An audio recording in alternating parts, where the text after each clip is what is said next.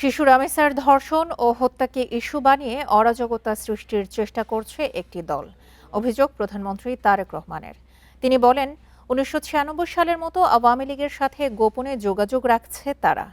এ সময় তিনি জানান, নিয়মের মধ্যে থেকেই রামেসার জন্য ন্যায় বিচার নিশ্চিত করে আইনের শাসন প্রতিষ্ঠা করা হবে। এ সময় জনগণকে সাথে নিয়ে সব ষড়যন্ত্র মোকাবেলার হুঁশিয়ারি দেন প্রধানমন্ত্রী। এ নিয়ে আলোচনা করতে আমাদের সঙ্গে যোগ দিচ্ছেন অধ্যাপক মোহাম্মদ মুজাহিদুল ইসলাম। অধ্যাপক মুজাহিদুল ইসলাম, আপনাকে স্বাগত জানাচ্ছি বিরতিহীন ইন্ডিপেন্ডেন্ট সংবাদে।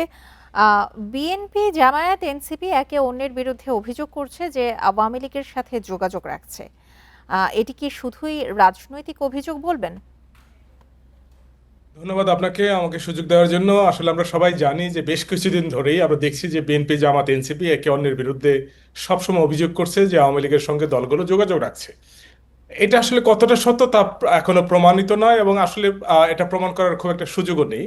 তবে আমার কাছে যেটা মনে হয় যে এই ধরনের বক্তব্য মূলত রাজনৈতিক বক্তব্য এবং পরস্পর পরস্পরের উপরে চাপ সৃষ্টি করার একটা কৌশল, সেটা আমি মনে করি।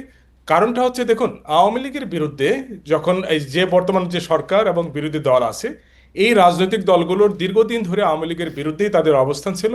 ফলে আওয়ামী লীগের যে বিরুদ্ধে যে ভোট ব্যাংকটা আছে, সেই ভোট ব্যাংকটাকে প্রত্যেকেই চায় যে তার মধ্যে নিজেদের যে সক্রিয় একটা অবস্থান তৈরি করা। অর্থাৎ আওয়ামী বিরোধী যে ঘরানা, সেই ঘরানার সমর্থন আদায়ের জন্য জামাতে ইসলাম, এনসিপি এবং বিএনপি সকল রাজনৈতিক দলই খুবই সক্রিয়, এবং সেই জন্য সবাই প্রমাণ করার চেষ্টা করে যে আসলে আমরাই আওয়ামী বিরোধী শক্তি এবং বাকিরা আওয়ামী লীগের সঙ্গে বিভিন্ন রকমের আঁতাত করার চেষ্টা করছে।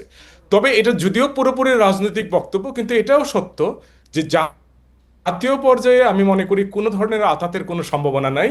কিন্তু আঞ্চলিক পর্যায়ে আমরা দেখি যে জামাত, বিএনপি অথবা এনসিপি এরা বিভিন্ন সময় ছোট ছোট নেতাদেরকে বিভিন্ন আশ্রয় প্রশ্রয় দেওয়ার চেষ্টা করছে। নির্বাচনের আগে আমরা দেখেছি যে সমস্ত অঞ্চলে জামাতের সঙ্গে আওয়ামী লীগের সখ্যতা তৈরি হয়েছিল, সেখানে জামাত মোটামুটিভাবে ভোটে ভালো করেছে। এনসিপির সঙ্গে যেখানে সখ্যতা তৈরি হয়েছিল সেখানে তারা ভালো করেছে। বিএনপির সঙ্গে যেখানে সখ্যতা তৈরি হয়েছিল, এটা হচ্ছে আঞ্চলিক ক্ষেত্রে। কিন্তু আমি মনে করি জাতীয় পর্যায়ে আওয়ামী লীগের সাথে এই মুহূর্তে বিএনপি এবং জামাতের মধ্যে এরকম কোনো রাজনৈতিক অনৈক্য বা ফাটল তৈরি হয় নাই, যে ফাটলের কারণে তারা গোপনে গোপনে আওয়ামী লীগের সঙ্গে জাতীয়ভাবে কোনো ধরনের নেগোসিয়েশন করতে যাবে। ফলে আমি মনে করি যে এটা পুরোপুরি রাজনৈতিক, এবং যেহেতু এখনো বিরোধী দলের আসলে সেরকম কোনো এজেন্ডা নেই, ফলে এই ধরনের বিষয়গুলোকে সামনে নিয়েই তারা রাজনীতির মাঠ গরম করার চেষ্টা করছে বলে আমি মনে করি। এই যে আওয়ামী লীগের সঙ্গে যে আঁতাত করার অভিযোগ, এটি প্রমাণ করার দায়িত্ব কি আইনশৃঙ্খলা বাহিনী নিতে পারে?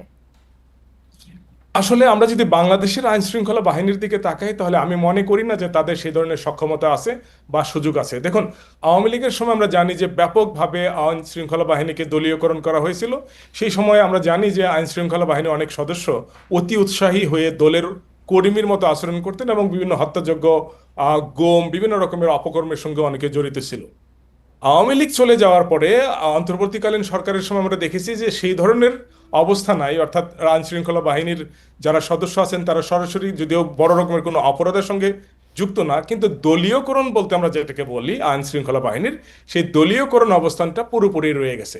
ফলে বাংলাদেশের আইন শৃঙ্খলা বাহিনীগুলো এখনো তারা যে স্বাধীনভাবে স্বতন্ত্রভাবে একটা নিষিদ্ধ ঘোষিত দলের সঙ্গে কোনো দলের, সরকারের বা বিরোধী দলের কোনো ধরনের ঐক্য আছে কিনা সেই ধরনের বিষয়গুলো তদন্ত করবে, সেই ধরনের সক্ষমতা বা সেই ধরনের সাহস বা সেই ধরনের প্রাতিষ্ঠানিক সুযোগটাও আসলে আমাদের আইন শৃঙ্খলা বাহিনীর এখনো নেই। যে কারণে আমি মনে করি না যে এটা আইন শৃঙ্খলা বাহিনীর পক্ষে সম্ভব। যেহেতু আওয়ামী লীগের কার্যক্রম বর্তমানে নিষিদ্ধ রয়েছে, সেক্ষেত্রে তাদের সাথে আঁতাত করার যে অভিযোগ ওঠানো হচ্ছে, এই অভিযোগটি আসলে গুরুতর নয় কি? আর আরেকটি বিষয় জানতে চাই যে যেহেতু আঁতাত করার অভিযোগ উঠেছে, আওয়ামী লীগও কি এই বিষয়ের সুযোগটি নিতে চাইবে না? আপনার প্রথম প্রশ্নের অংশে আমি যদি বলতে চাই, তাহলে আমি বলবো যে দেখুন, একটা বিবেচনায় এটা হচ্ছে খুবই গুরুতর, অন্য বিবেচনায় আসলে রাজনৈতিক বিবেচনায় খুব বেশি গুরুতর না।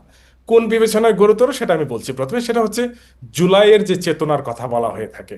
আমরা জানি যে এনসিপি, জামাতে ইসলাম, বিএনপি সকলেই জুলাইয়ের চেতনা ধারণ করে, এবং এই যে জুলাইয়ের সময়, আগস্টের সময় যে আইন শৃঙ্খলা বাহিনীর কাছে বিএনপির, জামাতের, এনসিপির ব্যাপক সংখ্যক কর্মী নিহত হয়েছে। তখন এনসিপি ছিল না, কিন্তু যারা পরবর্তীতে এনসিপিতে যোগদান করেছে তাদের সন্তান বা আত্মীয় স্বজন নিহত হয়েছে।